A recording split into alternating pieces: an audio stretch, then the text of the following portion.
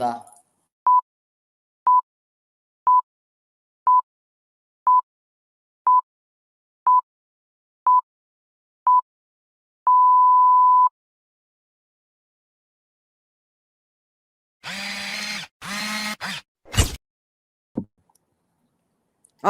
Bu sefer önce ben geldim. Ay çok iyi oldu. Çok hoşuma gitti bir an direkt seni görünce. Ne kadar hoş oldu değil mi sevgili seyirciler? Demet Işın'la açtık. Herhalde Galatasaray sebeple önce ben geldim.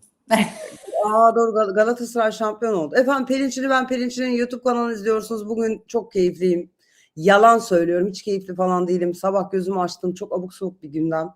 Gerçekten yani akli melekelerimize sahip çıkmanın mümkün olmadığı bir coğrafyada olduğumuzu düşünüyorum. Ama Galatasaray şampiyon oldu. Demet Işıl'la linç gelsin de Galatasaray'la bir açılış yapalım. Çünkü Demet Galatasaraylı. Ben de Galatasaraylıyım güya babamdan ötürü. Fakat kaç kişi olduğumuz hakkında yani hani Okan Bey'i tanıyorum o kadar. Onu da futbol oynadığı dönemden değil mi? Tabii ya Prekazi falan var bende yani. Ben çok eskiyim. Tafarel. Ama şampiyon olduk. Ne olduk? Biraz sizden dinleyelim. Pelin'cim öncelikle şöyle başlamak istiyorum. Moralin bozuk ama moralin şu anlamda çok iyi olsun. Türkiye bazı konularda seni üzebilir ama futbol konusunda Galatasaray olduğu sürece bizi sevindirecek bir ülke. Öncelikle bunu başlamak isterim. Yaklaşık 37 yıllık fanatik bir Galatasaraylı olarak. Çok zor bir mücadele verdik cumartesi akşamı. Eş zamanlı bir sürü maç oynandı. Tam kritik potadaydık aslında. Çünkü bizim olabilecek 2 maçımızı kaybetmemiz ve Fenerbahçe'nin 2 maçı kazanması sonrası Fenerbahçe şampiyon olacaktı. Bugün eş zamanlı olarak benim oğlumun da doğum günü. Kendisi 9 yaşına girdi. 9 yıldır da bir fiil Fenerbahçeli ve hiç şampiyonluk görmedi. Ve aynı şekilde aynı istikrarla devam ediyor. O yüzden cumartesi gecesi bizim için şöyle bir geceydi. Biz Antalyalı olduğumuz için Emir Antalyaspor'u tuttuk ki Antalyaspor kümede kalabilsin, 2. lige düşmesin. Ben Galatasaray taraftarı olduğum için Galatasaray'ı tuttum ve aslında bir anne oğul mücadelesi şeklindeydi. Ben Fenerbahçelileri bu sefer üzecek açıklamalar yapmayacağım. Çünkü hepsinin çok üzgün olduğunu biliyorum. Yaklaşık 10 senedir ne şampiyonluk görüyorlar ne de türlü garip şeyler geliyor başlarına. Bence bu son seçim onlar için çok büyük bir fırsat. Aziz Yıldırım'ın çok büyük ahı olduğunu düşünüyorum takımın üzerinde. Aziz Yıldırım'ı seçtikleri takdirde seneye de onları kutlayacağımız bir senaryoyla ilahi adaletin yerini bulması, adama hakkının verilmesi ve ortalığın şöyle bir düzenlenmesi sonucu Fenerbahçe'de seneye mutlu olur. En azından benim oğlum da bir sezon şöyle bir bayrağını sallar diye umut ediyorum. Çok beklediğimden daha ılımlı bir konuşma oldu hakikaten. Çünkü şimdi maçı çok güzel fotoğraf. Gördük efendim sizi storylerden bir takım kutlamalara şahit olduk. Ben maça gidemiyorum biliyor musun? O kadar taşkın hareketler yapıyorum ki maça gidince. O yüzden dışarıda izliyorum. Valla orası neresi bilmiyorum. Birkaç böyle bizim Fırat var oyuncu. Ay Fırat'ın soyadı o da oradaydı. Yakışıklı oğlan soyadı gitti çocuğum pardon. Fırat Bey de oradaydı. Ben de oradan Fırat'ı stoklarken gördüm ama dedim aynı yerdeler. Yanında hatta Anıl da vardı. Anıl Altan falan da vardı. Böyle çok yakışıklı. Genelde hepimiz Galatasaray taraftarları Wenge'de maç izliyoruz. Maç oradayız. Maç sonu da oradayız. Ondan sonra buradan da tüm ekibe selam olsun. Tekin'e, Ali abiye hepsine. Onlar bize evimiz gibi davranıyorlar. Pelin Öztekin falan da oradaydı hatta. Çok severim. Çok mutlu böyle statta gibi izledik. Efendim yani ben evde izledim. Daha doğrusu şöyle evde Galatasaraylı bir arkadaşım var benim. Yani ben de Galatasaraylıyım ama gördüğünüz gibi yani ben ne işe yarayayım? Fark ettim o yani o ucundan gitti geldi. Hatta şeyi konuştuk ya.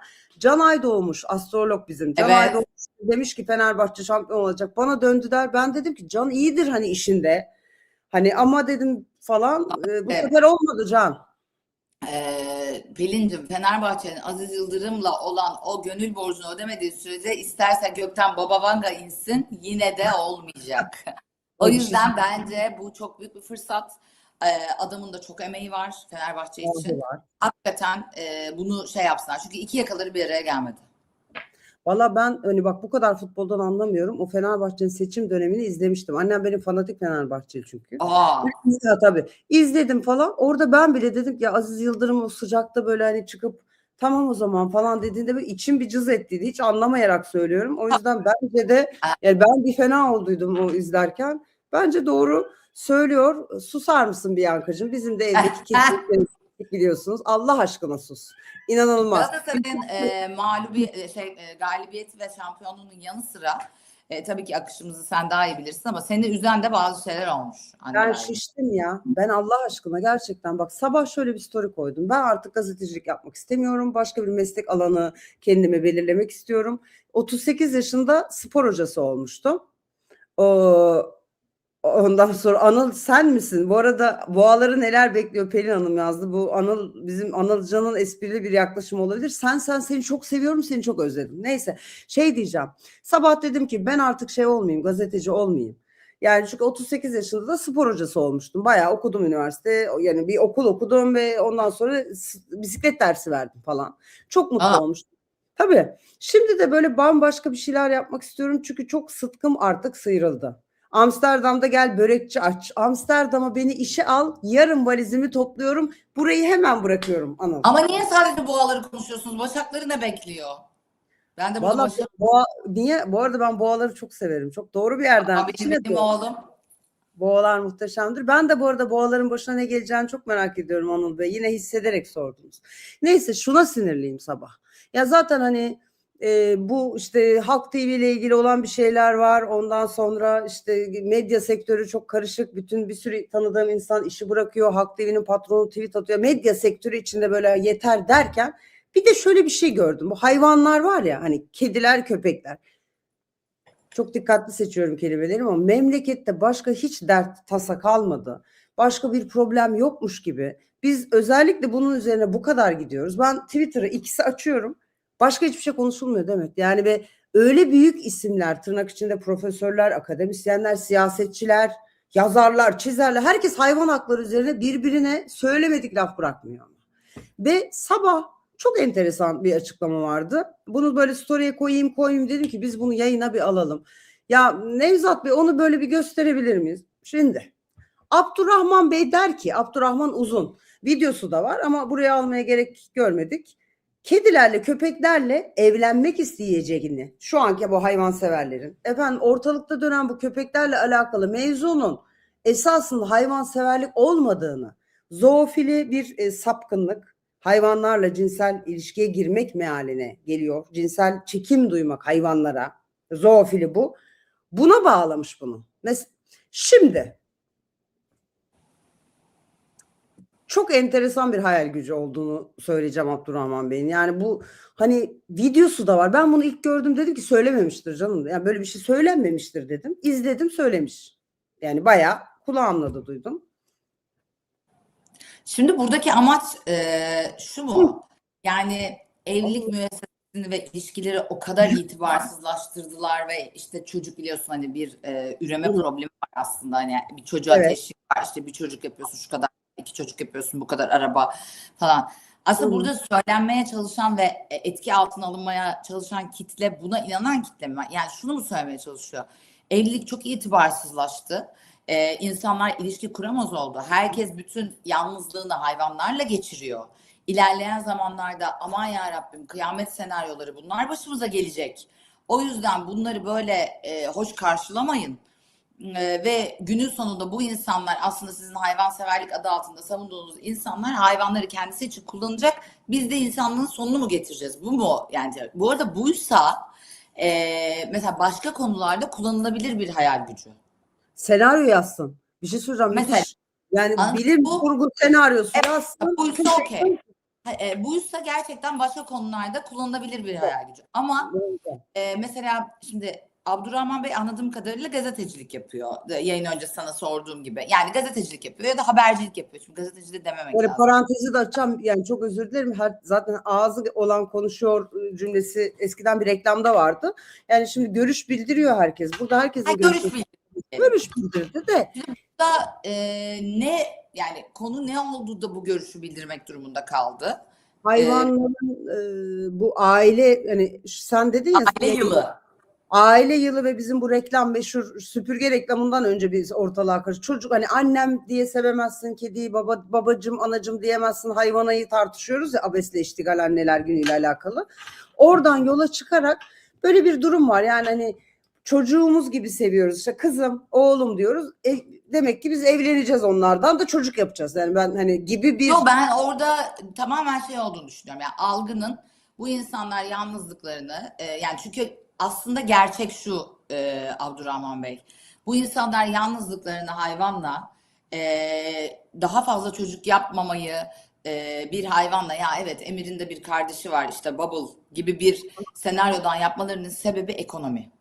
Yani eğer siz bu açıklamaları yaptığınız zaman ekonominin kötülüğünü örtbas edip ya hayvanları yok edelim, ekonomik sıkıntılar da çok daha iyi bir boyuta gelecek ve herkes üremeye, evlenmeye devam edecek diyorsanız bu gerçekçi bir yaklaşım değil. Çünkü ev kiraları bu kadar yüksekken normal asgari ücretin bir tık üstü maaş alan, yeni mezun ve çok çok iyi üniversitelerden mezun olan insanlar yani mesela şunu konuşalım bence Pelin. Neden bu kadar çok insan hapse giriyor şu anda?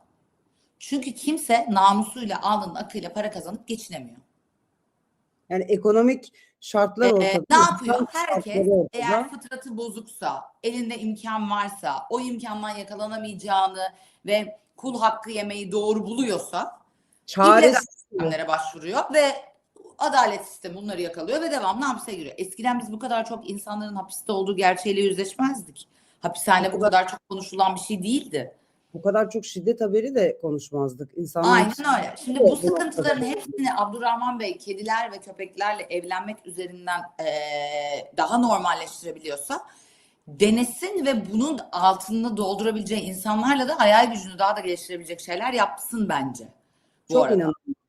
Yani bu şey gibi hani dedim ya girişte başka derdimiz kalmadı gibi. Tabii ki yani köpek sokaktaki başıboş köpek, bu başıboş lafını ama şöyle söylüyorum. Hani bu yasak ırkların meselesini konuşuyoruz ya sürekli. Biz zaten sapla samanı ayıramadığımız için yasak ırkta sokaktaki 15 senedir bizimle yaşayan köpeği de aynı kefeye koyup Onur Akay'ın haberinden bambaşka bir yere doğru çekilmeye de çalışıldı. O iş şimdi ya başka gerçekten dert yok. Mesela euroydu, dolardı, altındı, bunları hayvanlar yapmıyor.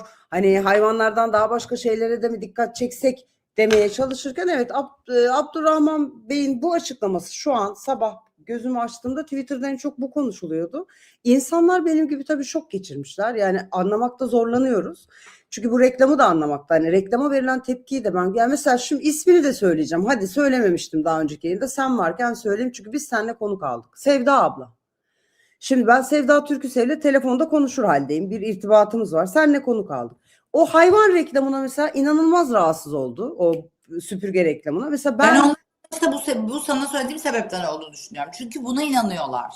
böyle Yani gerçekten sizin aileyi hayvana yani aile olmayı hayvansever olmaya ya hayvansever olmayı aile olmaya tercih ettiğinizi düşünüyorlar. Bence oradaki tepki o. Bu arada ben şöyle o konuyla ilgili ben çok sonradan izledim. Ben böyle herkesin aşırı tepki gösterdiği şeyleri anında izlemekten çok rahatsızlık duyuyorum. Sanki böyle şey gibi hissediyorum kendimi. Her konuda bir fikir sahibi olmak zorundaymışım gibi. O yüzden çok sonradan izledim ve sonradan izlediğimde de şunu söyledim. Yani ne hiç dedi? kimse hiç olmaz. O atıyorum o reklam filminin setinde çalışan asistana, metin yazarına, junior metin yazarına falan işsiz kalır yani. Hani günün sonunda hiçbir şey olmaz. Çünkü bence satışları da artmıştır. Artmış onun ihtimali yüksek. Evet, anladın mı? Yani o yüzden aslında bu tarz şeyleri çok daha fazla konuşmak. Bence esas sorunu değerlendirip Sevda abla için de aynı şey geçerli. Yani neden bu insanlar tek Çocuk çocukla kalıyor? Aslında daha fazla neden mesela Pelin anne olmayı tercih etmedi? Ya da onun eşiyle aslında problemi neydi? Temelde kendine doğru insanı mı bulamıyordu? İşte Demet'in neden bir tane çocuğu var? Ondan sonra falan bunların hepsini böyle alt alta dizdiğimizde toplumsal bir çıkarımı daha net çözebiliriz. Ama başka bir insanı başka bir şeyi seviyor diye suçlamak öbür tarafa çekmeyecek o insanları. Yani suçlamak bir de şu da var yani bu reklam üzerinden ya bir canlıyı nasıl seveceğim? Yani severken nasıl hitap edeceğim? Kimi Ama ilgilendiriyor ya? biz ülkece çok hadsiziz. Yani hani Ülkece biz kim insanların evinin içindeki şeylere karışıyoruz. Yani bunu artık hani bu kadar da sosyal medyada türlü türlü linçler yemiş bir kişi olarak şöyle bir şey de var ama evet yani akıl sır ermez bak hakikaten ya gerçekten saçım bak görüyor musun saçlarım? Şimdi şöyle bir şey var. Şimdi kötü örnek oluyor o reklam. Aileyi işte zedeliyor. Anne, kutsal anneliği zedeliyor. Zaten bu kutsal annelik başka bir şey. Hani dendi. Peki ben yani bu mesela kadın kuşakları var ya, hani orada ben Palu ailesi işte en son açın belgeseli izleyin. Biz bunları izliyoruz ya. Yani Deniz diye biri var, hatta yayını alacağım Deniz'i, Almanya'dan, böyle Müge Anlı'yı çok takip ediyor falan, sosyal medyaya özetliyor. Yani kimin eli kimin cebinde belli değil. Bütün mahalle el ele halaya tutuşmuş. Onlar bizi kötü etkilemiyor. Anneciğim dedim ben bir kediye köpeğe tüyünü bilmem ne yaptım diye mi etkileniyoruz? Yani bu çok garip bir Bu arada yerde. ben şeye de karşıyım ya. Yani hiçbir şeyin seni kötü etkilememesi gerekiyor. Ben de dün akşam belgeseli izledim. Bugün sabah İzledim. oturup dur ya ben şimdi bu büyüden vurayım demedim. Aksine şöyle bir şey düşündüm belgeseli izledikten sonra. Gerçekten patolojik olarak hayatımızın içerisinde aynı semptomları gösteren insanlara çok yakın durduğumuzu fark ettim. Ve Evet. o insanları ignore etmek dışında başka hiçbir yolumuz olmadığını düşündüm. Ve gerçekten içsel olarak affa geçtim. Yani sosyopatlık dediği şey sadece Tuncer'in başında değil, yani hepimizin etrafında var. Özellikle okumuş, her şeyi yapabileceğini düşünen, İstanbul'da yaşayan, işte yurt Evet. dışında yaşayan çok daha fazla var yani.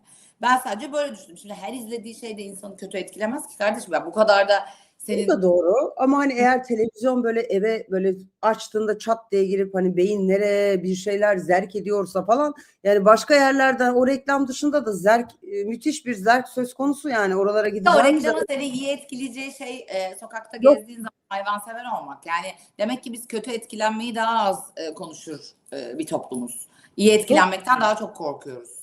çok mesela gerçekten X'te şu an ya, telefonu alayım elime, gündem işte sağ olsun bu beyefendinin zoofili onlar falan. Ya tövbeler olsun ya. Hakikaten yani nasıl bir hayal gücü, nereden aklınıza geldi? 40 yıl Gerçekten düşünsün. bunu, ya herkesi doğru yerde değerlendirmek lazım. Mesela sosyopatsa Tuncer ve gerçekten, yani dün sen bitirdin mi belgeseli? Bitirdim. Belgeselin sonunda söyledikleri, ya imam nikahlı 3 tane eşini sayıyor ve ben sana bir şey söyleyeyim mi Pelin? Yani bilmiyorum hayatında böyle insanlar oldu mu? Benim olmamıştı, çok geç karşıma çıktı. O da karşına da çıkmıyor böyle insanlar. Çok kaçak dövüşen insanlar. Gerçekten ona inanıyor. Abi ama Yaşıyor annem onu. benim annem psikolog. Bana der ki çok kolaydır der kızım. Hoppadanak gidiver. Bana çocukluğumdan beri hani doktor kendi, yani zaten terzi söküğünü bu kadar dikti ama hep derdi yani çok kolaydır bak. İnsan psikolojisi ufacık bir şey, bir sarsıntıda gidiverir, toplayamazsın. Yani en Gerçekten öyle. önemli hikaye ve anlamıyorsun. Biz bugün sabah bir arkadaşım bu Palu şeyini izledikten sonra şey yazmış Twitter'a. Hikmet, hatta tabiyeci bilirsin belki. Ya biz bu insanlarla diyor karşılaşıyoruz. O sahilde diyor, o araba oradadır. Biz orada piknik yapıyoruz. Asansöre biniyoruz. Yok bilmem ne. Yani sağımızda solumuzda varlar. Şu da var. Yani mesela kadına şiddet haberlerini açıyoruz ya. Karısını işte boşanmadı bilmem ne. Şimdi hayvanlara taktık. Toplayalım, toplayacağız. Köpekleri topladık. Sokaklar tertemiz. Ben sokaktan o adamların toplanmasını tercih ediyorum. Yani Aynen öyle. mesela bunları topladık mı niye dört ayaklılara sardık deyince de üstüne hamle diyorlar. Ben Sanıyorum onları toplayamayacağımız için. o kadar çok linç yiyorum ki bu konuda. Yani inanılmaz bir tepki geliyor. İyi bir şey söyleyince her zaman başka bir taraftan rahatsız oluyorsunuz ama yani bu beyefendi neydi adam? Adamın adını da asla Nevzat Bey katiyen ezberlemedim. Zoofili açıklamasını yapan beyefendiden sonra bugün başka bir şey konuşulur herhalde. Bir alalım, evet, unutuyorum Mesut. Abdurrahman Bey, çok pardon, isminizi unutmuşum. Abdurrahman Uzun'un tarihe geçecek sözleri herhalde bizim köpeğimizle nikah Bence de kıyacağımız. peki, bu arada bunun tarihe geçmemesi gerekiyor. Yani bunu bizim Kaç konuşmadan unutarak şey, ilerlememiz gerekiyor yani. ya da utanalım biraz da, belki ben hep böyle utanmanın insana iyi geldiğini düşünüyorum. Dün akşam şöyle bir şey yaşandı. Bu hayvan tartışması artık öyle bir hayvan severlik tartışması öyle bir noktaya geldi ki TRT spikeri bir işte haber sunarken, gelsin haberi, bak, Işıl Açıkkar haberi sunuyor. İşte anneler günü kutladı. İşte anneler gününüz kutlu olsun. Anne olamayan, olmamış, olmayı tercih etmemiş. Bunları ben ekliyorum ama olamayan da var ya, yani isteyip de olamayan, tıbben olamayan, bunlar da var. Bunları sanki yok sayıyoruz. Ve hani dört ayaklı patili dostunu annelik edenlerin de şey, gördüğünüz gibi bir patili annesiyim dedi. İşine son verdiler Demet. Mesela sabah onu bakıyordum. Hanımefendinin işine son Hanımefendi veriyor. açıklama yaptı mı? Daha yapmadı. Biz yayına girene kadar yapmamıştı ama tabii şimdi umarım doğru değildir. Yani her yerden kontrol etmeye çalıştım. Verildi son deniyor. Bakıyorum ama hani bir ihtimal de içimde diyorum ki yok canım. Olmamıştır demek istedim. Ama mesela Peki bir şey soracağım Pelin. Yani yani bambaşka bir alan bakmak istiyorum. Senelerce yayın yaptın. Işıl Açıkkar kendi kendine bu konuşmayı yapamaz. Prompter'da zaten ne konuşacağı belli. Akışı belli. promptuna bakmadan yapmış olabilir. Anneler Günü kutlayacaktır sonunda. Hı. Zaten Pati annesi olması konusunda da oradaki ekip arkadaşları da bunu biliyordur. Yönetmeni bilmem nesi. Bu Cartı. açıklamayı yapacağını haberi Hepsini geç. yoktur. Boşlama yapmayabilir. Reji zaten biliyorsun yayını sonradan veriyor. Yani 3-4 saniye fark var arada. Yani şöyle bir şey Kesinlikle madem bu kadar işten çıkartılacak kadar göze önemli bir... almıştır. Bunu soruyorsan göze almıştır bunu bu açıklamayı Hayır, yaparken. göze almasından bahsetmiyorum. Ben bunların bilerek olduğunu düşünüyorum. Ya kadın gerçekten hissi olarak kutlamak Öyle. istiyor.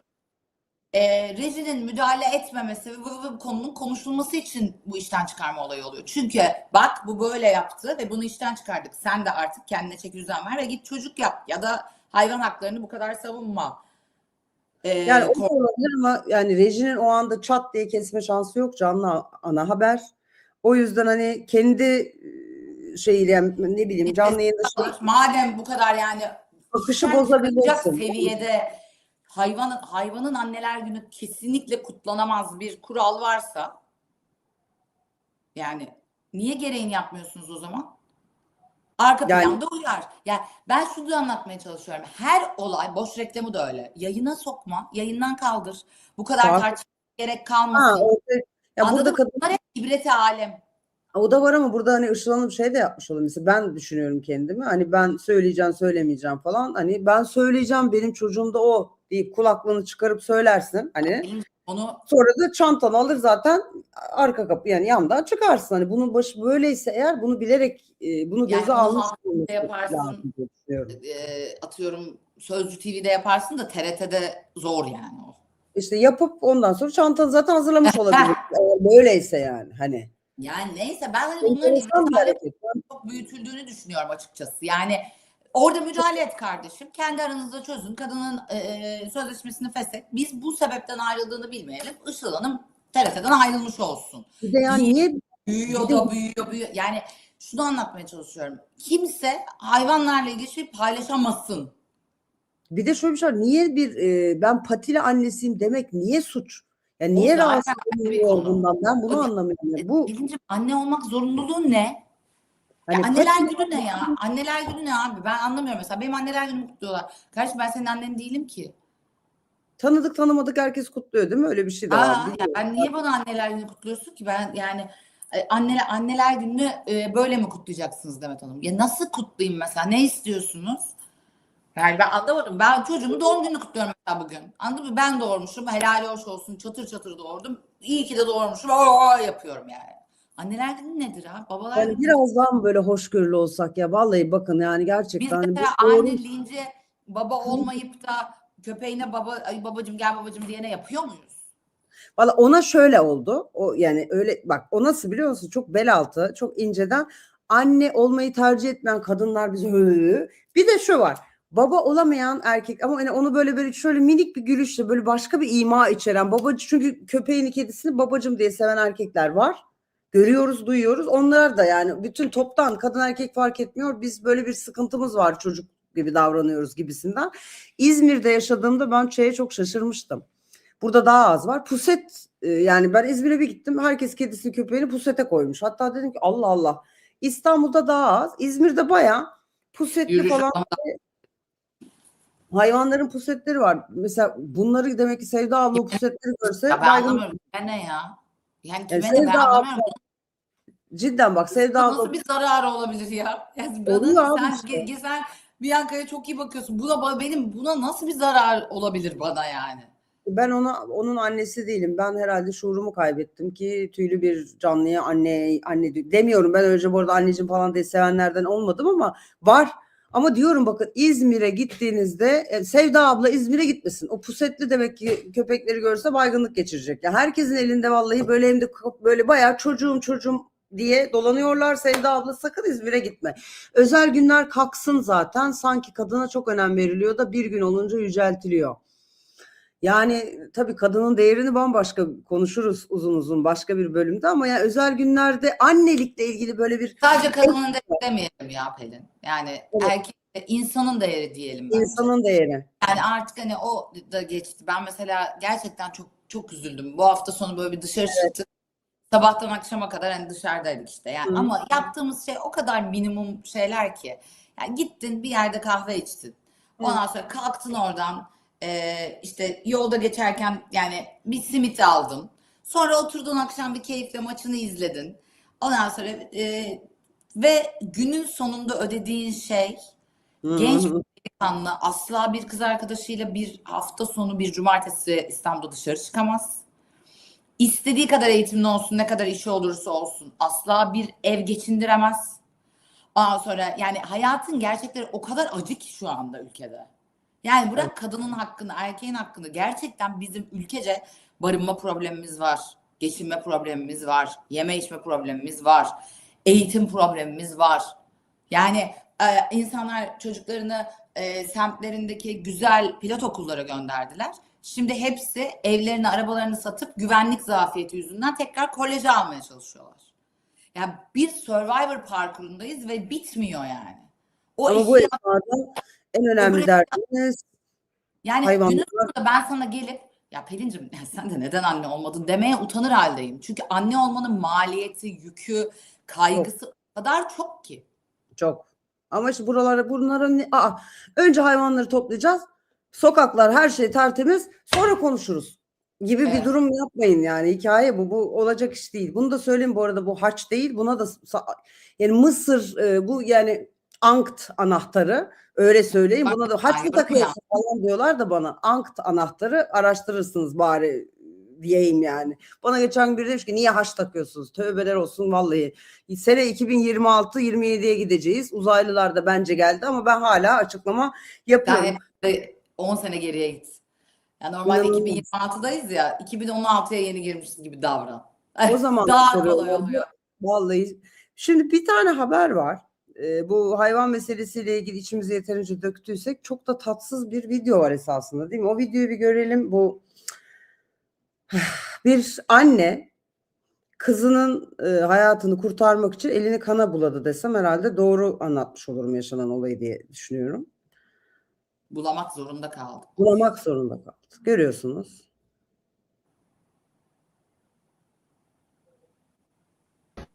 Bu Ben anneliğimi yüreğiyle yaptım yani. Kimse yapmaz o çocuklarını öldürmeye. Kimse bırakmaz ki çocuklarını öldürmeye. Ben de çocuklarımı korudum. Ya hepsini öldürecek. Senin yerinde kim olsa aynısını yapardı. Hamdi abla.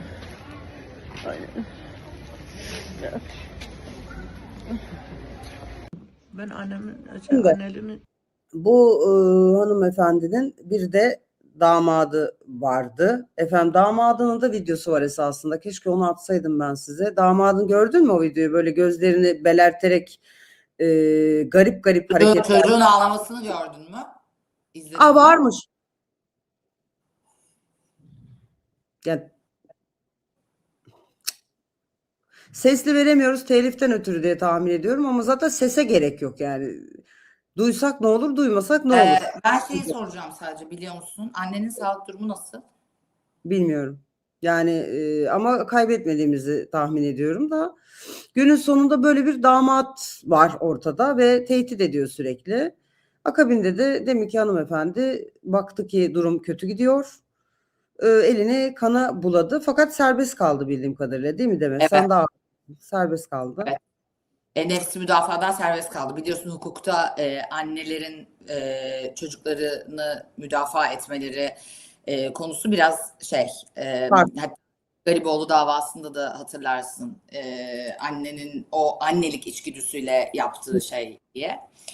Şimdi bu konu beni çok çok aşırı Evet. etkiledi. Yani bizi hepimizi çok etkiledi. Çünkü birincisi defalarca kez video gönderen, görüntülü konuşurken çocuğuna sen annesiz ve babasız kalacaksın.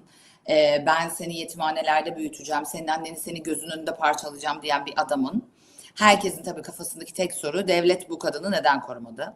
Şimdi ben size mağdur koltuğundan biri olarak ve yarın davası olan biri olarak sesleneceğim. Devlet herkesi korumaya çalışıyor arkadaşlar. Bunu kadınlar suistimal ediyor. Bunu erkekler suistimal ediyor ve devlet yetişemiyor. Çünkü beni izliyor Instagram'dan, benden rahatsız oluyor. Hayatımda hiç görmediğim, hiç tanımadığım bir insan. Dönüyor, gidiyor bana uzaklaştırma alıyor. Bana tedbir kararı çıkarttırıyor. Sırf kendi zevkinden, sırf bana huzursuzluk verebilmek için. Ve devletin kolluk kuvvetlerini onu, bunu, şunu o kadar boşa uğraştırıyor ki gerçekten korunması gereken kadınlar korunmuyor. Tam olarak özet bu. Bunu Müge Anlı her gün yayınında söylüyor. Diyor ki yani bu kolluk kuvvetlerini bu kadar kötüye kullanan insanların cezalandırılması gerektiğini söylüyor. Ama ben gidiyorum defalarca kez saçma sapan yerlerde hayatımda hiç görmediğim, tanımadığım insanların bana aldığı tedbir kararlarını almaya gidiyorum. Adam bana diyor ki hanımefendi bıktık. Şimdi aynı bak ben de oraya gidiyorum, diyorum ki beyefendi ben bu insanları tanımıyorum. O diyor ki ama diyor çocuğu getirtmiş ağlatmış burada. Diyorum ki tanımıyorum ya, görmedim. Diyor ki ben görmedim diyenle gördüm ve gerçekten tehlike altındayım diyeni nasıl ayırt edebileceğim? Günün sonunda böyle şeyler oluyor. Bu ülkenin toplu olarak gerçekten bak çok samimi söylüyorum. Musluk sularından tedavi olmaya ihtiyacı var. Bak antidepresan akıtılmasına ihtiyacı var. Bu ülkede Arif Hoca, imdat Arif Verimli bizi kurtar. Bak herkes her şeyi yapabileceğini zannediyor ve başına kötü şey gelen adamı koruyamıyoruz ve annesinin düştüğü duruma bak. O adamın orada ne işi var? O adam nasıl çıkar bu videoları çekip gönderip ya sen tutup da çok özür dilerim ama Instagram'daki fake hesabı uzaklaştırma alıyorsun da bu adama nasıl alamıyorsun? Vallahi sana şöyle bunu söyleyeyim. nasıl korumuyorsun? Bak sana şöyle söyleyeyim. Cemile var. Cemile bana kitabını yolladı. Sen Cemile'yi biliyorsun kim olduğunu. Esasında hepiniz biliyorsunuz. Evet. Mevzular açık mikrofonda eline mikrofon şeyini al. Benim oğlumla kızım melek oldu babaları tarafından deyince hepimiz şok geçirmiştik falan. Cemile de ben röportajda yaptım. Şimdi kitabı da çıktı. Cemile hala bugün sabah da mezardaydı. Oğlunun mezarı, kızının mezarı, kendi mezarı. Kendine de mezarlık aldı. Kendi mezarını suluyor Cemile her sabah. Cemile'nin kocasına sosyal güvenlik sosyal işte Aile Bakanlığı'ndan görevli olan kişi kocasına izin vermişti. Yani o adama böyle bir adamdı o da. O adama o çocukların hafta sonu verilmesi zorundaydı. Cemile çocukların hafta sonu babasına vermek zorunda kaldı. Evet. Ve alamadı. Ve Cemile'nin kocasının mesela şöyle bir videosu var. Bir gün önce, olaydan bir gün önce kendi çocuklarını katletmeden bir gün önce kapıya gidiyorlar. Orada polis yani orada kolluk kuvvetlerine ben öldüreceğim çocuklarımı diye zaten beyanı var. Bunun videosunu ben kendim izledim. Yani bağıra bağıra gelen bir olaydı mesela. Aynen bu şekilde. Böyle videolar, böyle telefon konuşmaları zaten FaceTime'dan aramış. Çocuğun birini öldürdükten sonra aramış Cemile'yi görüntülü. Böyle bir olay yani. Düşünebiliyor musun? Yani orada da mesela Cemile her seferinde çıkıp anlatıyor. Bir daha benim gibi başkası olmasın. Hani hayatım bak ben söylüyorum ya ben bu işi yaptığım için yarın 10.45'te duruşmadayım. Fake hesap bana hakaret ediyor ve fake hesapta arsız dediğim için sanık olarak yargılanıyorum. Karşımda bir manyak var. Ve peki o sana hakaret ediyor. Fake hesaptan sana hakaret ettiği için diyor, o suçlu olmuyor. hayır o ben kim olduğumu bilerek bana söyledi diyor. Ya böyle bir şey olabilir mi? Ya böyle bir şey olabilir mi? Yani ben gidiyorum koskoca yani bu yerim belli, yurdum belli. Benim nerede oturduğumu zaten 2 tane Instagram storiesinden anlayabilirsin. Ya benim sanık olacak bir durumum yok ki. Ben diyorum ki ya defalarca kez karakola gittim. Dedim ki bakın kul hakkı yiyorsunuz ya. Ya kul hakkı yiyorsunuz. Yani burada bir sürü korunmaya muhtaç insan var. Evet var. Ben zaten kendimi koruyabiliyorum. Yani bu akıl tutulması. Çünkü bizim ülkece hepimiz kafayı yedik. Herkes herkese her şeyi yapabileceğini zannediyor. Bu manyağın derdi ne mesela? Bu manyağın derdi ne? Kadın ondan boşanmak istiyor diye. Zaten bütün sorun ben madde kullandım. Biri birinden ayrılmak istiyorsa hurra bütün güçle savaşalım.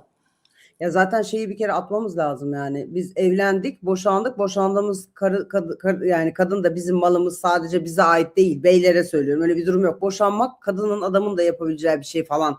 Tamam, buralara gelemiyoruz. Yani o da hani giriş, medeniyet bir Bir giriş. kere bu Orası kadının işte. suratına ne olmuş? Yani Ben madde darp kullandım. etmiş değil mi? Geliyor önce darp ediyor. Yani Tabii, yine Allah, bence de. yani hakikaten şansları yaver gitmiş. Yoksa bir ailenin yok olmasını ve bunu da arsız arsız benim kocam beni aldatıyordu. Ay, benim karım beni aldatıyordu. İşte benim ben onu iffetsizlikle yakaladım. Yok efendim takım elbise giydi, indirim aldı falan izleyecektik.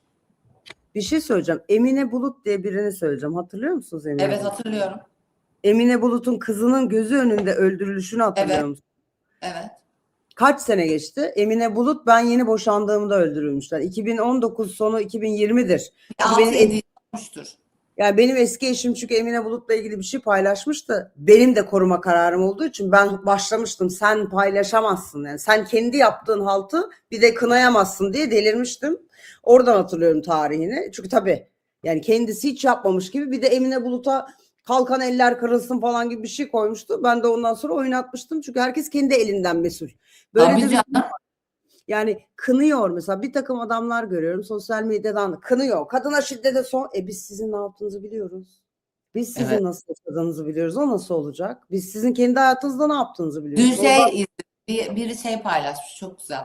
Çok zengin, çok variyetli bir adam. Dönüyor işte. Biri ona bir soru soruyor. Kız yani. Röportaj mahiyetinde. Ve kız da makas alıyor. Diyor ki, biliyorum, gördüm kim olduğunu. Biliyorum kim ha, olduğunu. söylemeyeceğim şimdi kim olduğunu. Bir de onunla uğraşamam yani. Gördüm. Taciz sınıfsaldır yazmış biri. Abi çok doğru. Kız orada işini yapıyor. Sen ona dokunamazsın abi. Dokunamazsın ya. Makas almak ne demek? Hayırdır yani makas almak. Bu arada biri yorum yazdı. Pelin Hanım, Demet Hanım, yıllarca süren boşanma davaları var. Sırf bir tarafın hatalarını kabul etmeyip boşanma yok bizde deyip zorla elinde tutmaya çalışması yüzünden. Zaten bu boşanma bizde yılan hikayesi ve boşanma beraber Onu ama hallediyor şey. Yani gidiyor. onu hallediyor şu an. Neyse ki yani Hızlandırdılar yani şeyi. galiba değil mi Akın Gürley'in ilk söylediği yani bu hem Tabii tabii, faili aynen öyle. Tabii tabii. Yani hem bunu boşanma söyledi. kesinleşecek. Aralarındaki problemler çok sonradan görecek. Tabii ki haksızlığa uğramış bir taraf varsa, haksızlığa uğramış birileri varsa, bir bedel ödenecekse tabii ki alsın insan. Herkes öyle senin benim gibi de atar gider yapmak zorunda değil. Yani o da böyle çok övünülecek, şey yapılacak bir şey değil. Ama Değil. burada konu o değil. Konu boşanmalarda, evliliklerde iki kişi arasında olur. Bir zaman Sana birileri işte bu adam özelinde söylüyorum. Birileri karını senden ayırmaya çalışıyormuş gibi evini basıp anasını, baldızını, danasını falan dövemezsin yani. Yok öyle bir şey. şu yani ben gördüğümden beri videoyu gerçekten hani ne çektiklerini az çok hayal et yani böyle o manyakça tehdit edilme hali var ya, hani şu gözün dönmesi. Bildiğim bir çok da tanıdık bir profil. Bir an böyle insan dejavu yaşadım. Öyle oluyor demek ki, delirince herkesin suratı birbirine benziyor. Çok fena bir durum. Bu mesela biz bugün programı hayvan meselesinden açtık. Yani hayvan hakları konuşuluyor ya. Bu daha önemli konuşmamız gereken şeyler yok mu? Sizce sorusunu bırakayım. Burada Yani. bu arada en çok övülmesi, yani övmek yanlış bir terim oldu ama mutluluk duymamız gereken tek şey hanımefendinin tutuksuz yargılanması. Evet, evet. Yani Çünkü mesela o bugün da ibret, yani o da insanları cesaretini kıracak ve bir şey olduğunda müdahale edilmemesi gereken bir şey gibi gözüküyor. Kadir Şeker'e döner diyorsun yani. Kadir Şeker'imiz Aynen var ya. öyle. Şeker Şeker'e olmamasına döner. çok sevindim. Evet, Kadir Şeker İleride hikayesi iş böyle. döner. Umarım. Peki şimdi esasında Seda abla ile alakalı böyle tatlış da bir konumuz var ama hani şunu söyleyeceğim sadece. Mesela bu kadına şiddetten bahsediyoruz. Bugün yayına girerken biz işte 39 dakikadır yayındayız. Umarım 39 dakikadır hiçbir kadının sağlığı, sıhhati bozulmamıştır. Hiçbir kadın Benim ruh cinayet. sağlığım bozuldu mesela 39 dakikada. Bir şey mi oldu? Bir yandan bir yerde Yo. Yani gene yani böyle bir şey olabilir mi ya? Peki bu fake hesap işi bu arada çok enteresan. Yani şeyi anlayamadım, ben bilmiyordum. Hani mesela bir fake hesaptan bana mesaj geldi diyelim. Hakaret etti bana. Ben de ona dedim ki arsız. Mesela çok normal yani. Dangalak falan da yazabilirim. Ben suçlu mu oluyorum bunu yazdım diye? Nasıl oluyorum ya ben Eğer suçlu? senin karşındaki gidip bu fake hesap benim ve bunu ben olduğumu bilerek benim hürriyetimden yoksun kılmaya çalıştı beni diyorsa önce reddoluyormuş Ha, talebi. Sonra gidip başka sebeplerden bir şeyler yapınca bir şekilde amaç beni oraya götürtmekse götürtebiliyorsun demek ki. ama şey çok saçma değil mi Demet? Yani kimse demiyor mu mesela? Şimdi ben diyelim ki o sana fake hesaptan yazan kadın benim diyelim. Tamam. Şimdi ben gittim diyorum ki Demet Hanım'a ben fake hesaptan saydırdım. O da bana arsız dedi. Kimse bana dönüp şunu demiyor mu? Pelin Hanım siz niye fake hesaptan yazdınız? Mesela bu soruyu bana sormuyorlar abi. Niye? Belgeseli bir daha izle bir tane. Yani bu nasıl bir hani anladın mı? Sosyopat. Bana çok garip ama çok komik de bir şey. Bana bunun sorulmaması da garip yani. Ben işim yok, gücüm yok, fake hesap öyle bir şey olabilir mi? Herkes herkese saysın. Biz hiç cevap vermeyelim. Biz böyle dalaylama gibi oturalım. Böyle mi bekliyorsunuz? Böyle bir şey olabilir Yo mi? ben gocunmuyorum ki gitmeye. Ayıp. Yani ben zaten şey yapmıyorum ki hani benim için Evet. yani bir sorun değil o. Ben zaten kendi mesleğim yüzünden saç kremine ya ben bu saç kremini kullandım ve bu yağlandırıyor dediğim için ifadeye gitmiş insanım. Yani nasıl ben yağlandırıyor demişim. Anladın mı? Hani benim için sorun değil. Benim için kötü ve komik olan bir insanın bunu yapıyor olması. Yoksa ben kimlerle nelerle uğraşıyorum. Benim dava dosyam olmuş 5 scroll. Ya Pelin ben neyden yargılandım biliyor musun? Neden? Depremde kefen bulamadık. Hatırlarsın deprem Hatırlıyorum, döneminde. evet, konuşuluyor. Kefenci telefonu var telefonumda. Kefen dikim atölyesinin telefonu var. Ve bunu paylaştım ağlayarak. Dedim ki böyle bir şey olamaz. Ya, olamaz dedim ya. Bu olamaz ya. Ben eğer bir cenaze hizmetleri değilsem, eğer gerçekten ne bileyim yurt dışında Allah gecinden versin bir kaybım bir şeyim yoksa, bir ihtiyacın olmadıysa ki zaten yurt dışında da kaybın olsa burada cenaze hizmetleri onları hallediyor. Kefen dikim atölyesiyle benim 1 dakika 45 saniye görüşmem olup ona para gönderip yüzlerce kefen diktirmiş olamam dedim diye yargılandım. Ne Şikayet- diye yani şikayet ettiler. Evet yani. Ya böyle bir şey olabilir mi? Ve onun ucu nerelere gitti biliyor musun? Yok efendim kendi reklamını yapıyor da ya kardeşim ben kefen markası mı çıkaracağım? Gerçekten artık iyice şeyi çıktı bu işin Yani ya. nasıl kendi reklamımı yapıyor olabilirim ya? Yani o yüzden ben bu saçmalığa gitmekte gocunmuyorum. Ben sadece insanların artık kendilerine bu kadar her şeyi yakıştırmalarından dolayı utanç duyuyorum. Peki şeyi de soracağım sana hazır yakalamışken. Sen biliyorsundur daha yakından takip ettiğin için. Yani şimdi mesela Akın Gürley'in şu açıklamasını ben çok sevdim. Hani demişti ya herkes TC'siyle girecek hani kabak gibi kimin hani o olacak mı Bu ya? noktada böyle bir şey oldu. Ne Instagram olacak? yani aslında bu şu demek. Instagram Türkiye'deki temsilciliğine yetki verdi yani. Türkiye'de de temsilciliği oldu ya da Türkiye'deki temsilcilik artık yetki sahibi oldu. Yani kısacası şu oldu. Datalar Türkiye özelinde korunmaya alındı. Ve senin daha önceden bu insanlar beni rahatsız ediyor. Bakın bu insanın bir sürü fake hesabı var ve canımı tehlikeye atıyor dediğin şeyleri Instagram artık Türkiye'de temsilciliği de olduğu için değerlendirmeye başladı. Ve böyle dikkat ettiysen mesela geçtiğimiz günlerde görmüşsündür magazindeki bir sürü magazin figürünün de öyle 4 milyon, 400 bin, 500 bin takipçiler düştü.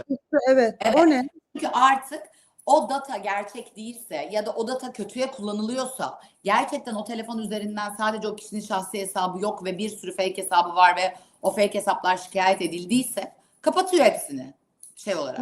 Şimdi ben zaten o işi kendi hesabım da yurt dışında olduğu için yurt dışında çok güzel yürütüyordum. Yani Amerika'da ablamın da işbirliği dolayısıyla Meta üzerinden hem IP alma hem gerçekten tehdit aldığımda hangi girildiğini bulma konusu artık Türkiye'de de çok hızlı olacak. O yüzden kimse hani kendi kendine böyle şey olarak şaşırmasın.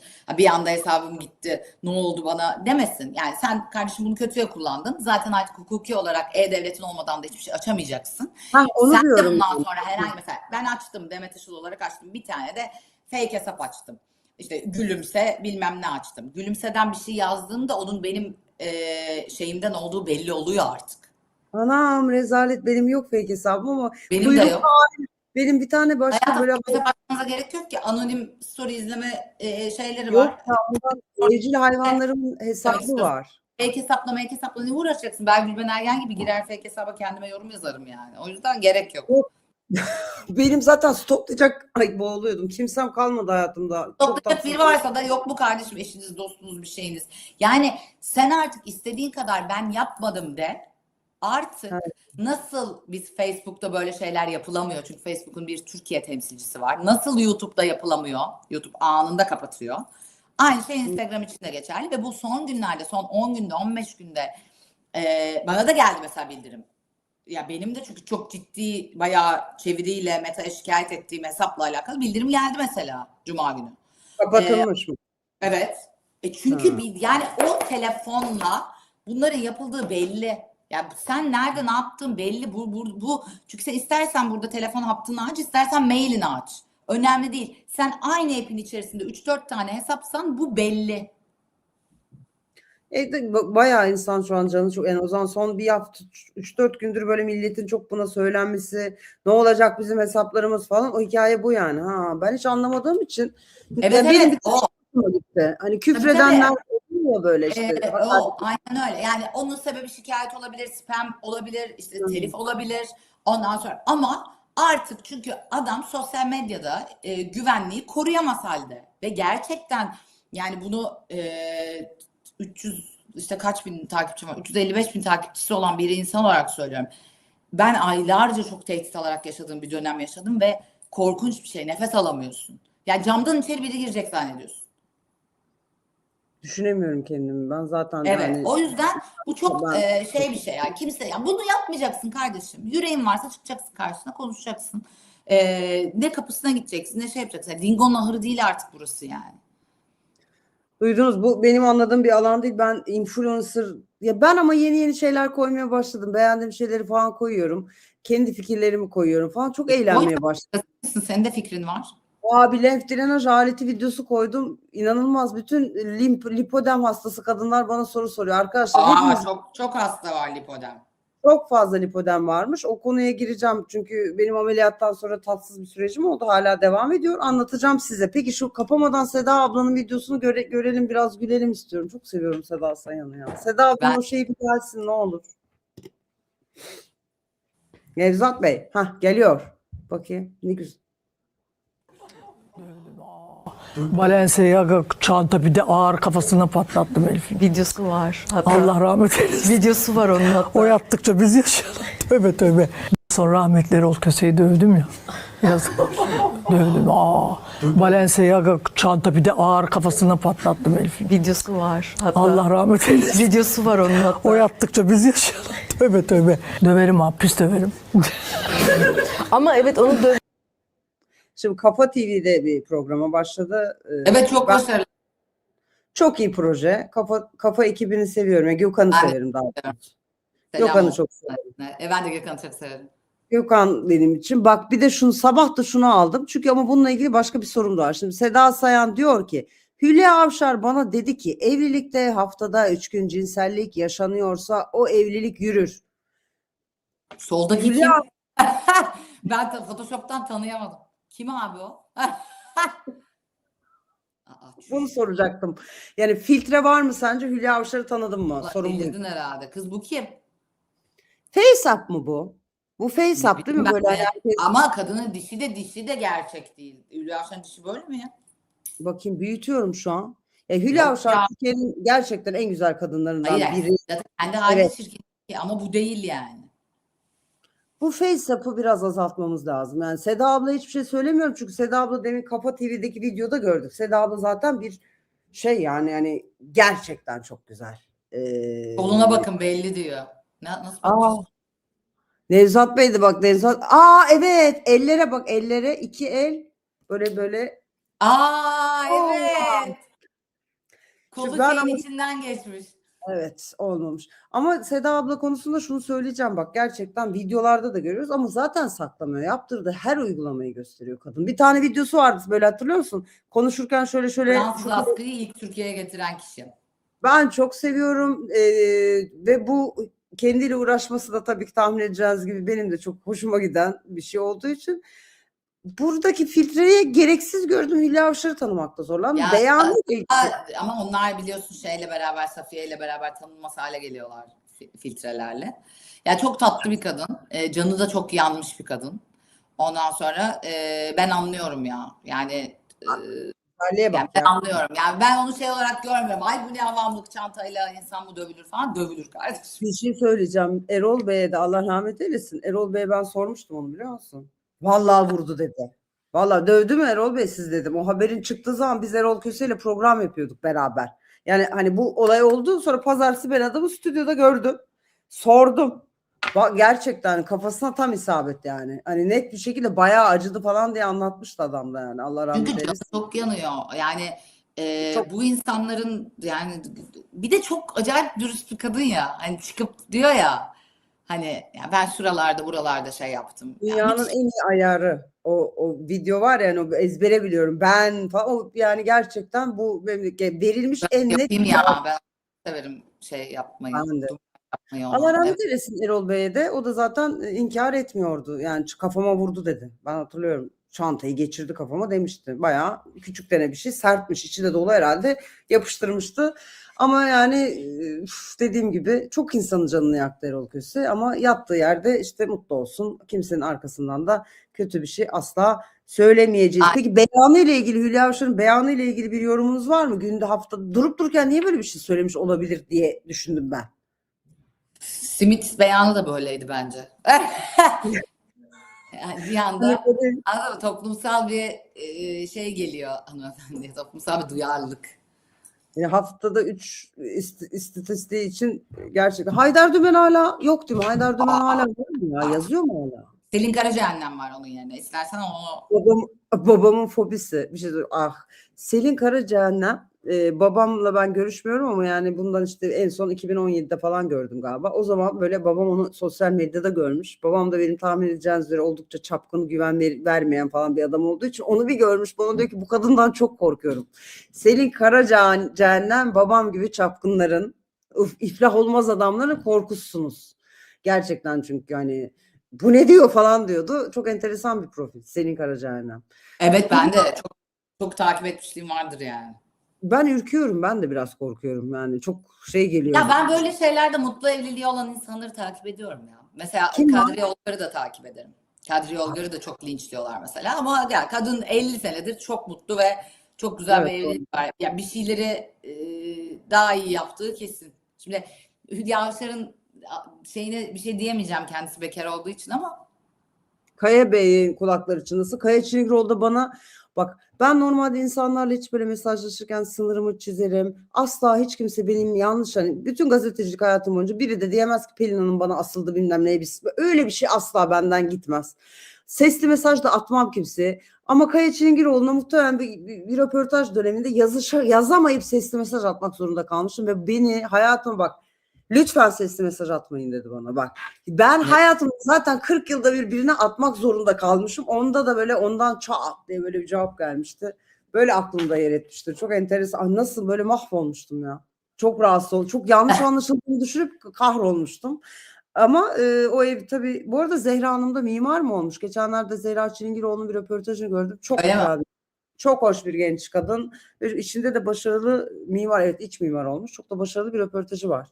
Onun şeyini sevdim. Hani Hülya Avşar'ın kızı etiketinin dışında bir şeyler yapıyor Ne olması ve güzel, evet. çok hoşuma gitti. Evet çok güzel. Peki efendim, şimdi yayınımızı kapamadan önce son 7 dakikamız, tekrar Galatasaray'la ilgili bir kutlama mesajı vermek istersin diye düşünüp sana bırakıyorum. Ne Ya demek? Galatasaray'la ilgili kutlama mesajı vermekten ziyade aslında çok da hani canımın da sıkkın olduğu bir gece oldu o gece. Buradan bir rahmet dilemek istiyorum. Çok çok talihsiz bir kaza sonucu sevdiğimiz bir arkadaşımızı kaybetmişiz o gece Göktürk'te. Derya Üzüm bizim sektörde çok bilinen, ondan sonra çok güzel markalara danışmanlık yapan, çok güzel markaları aramıza sokan, çok tatlı, hatta bugün de Çaba'nın festivalinde standıyla yer alacak bir hanımefendiydi. Kutlama esnasında sanıyorum Göktürk'te bir araba çarpıyor ve sonrasında da kafası kaldırıma mı çarpıyor? Çok talihsiz bir şekilde kaybetmişiz. O yüzden hani benim buradan söyleyeceğim mesaj, biz tabii ki bu haftalarda kutlamalara devam edeceğiz. Çünkü çok zorlu bir mücadeleden sonra da alındı bu şampiyonluk, ama lütfen hani etrafa çok dikkat edelim. Bir de kötü kötü videolar söyledi Ahmet bana. İşte dedi ki metroda yaşlı bir adamı dövmüşler. Ondan sonra Duydum. bunlara gerek yok yani. Bu taşkınlıklara gerek yok. Zaten her şeyi orada sahada puan olarak aldık. Hani daha fazlasına gerek olduğunu düşünmüyorum açıkçası. Böyle bir mesaj vermiş olabilirim. Vallahi buradan başın sağ olsun. Ben de sabah gördüm. Fenerbahçeli bir arkadaşım koymuş işte galiba Anadolu yakasında Galatasaray formalı birine bir şeyler yapılmış falan. Yani hani şimdi ben gerçekten takım da tutmayan bir tip olduğum için hiç anlayamıyorum fanatizmi, ama yapmamak lazım. Yanında çoluk çocuğu olan insanlara falan da böyle davranmamak lazım. O Galatasaraylıların efendim şampiyonluğunu 27 mi? Bunu benim öğrenmem lazım. Kutlarım. Bizi kutluyorum. Çok Yani. teşekkür ederim bir tanem. Ben de bizi kutluyorum.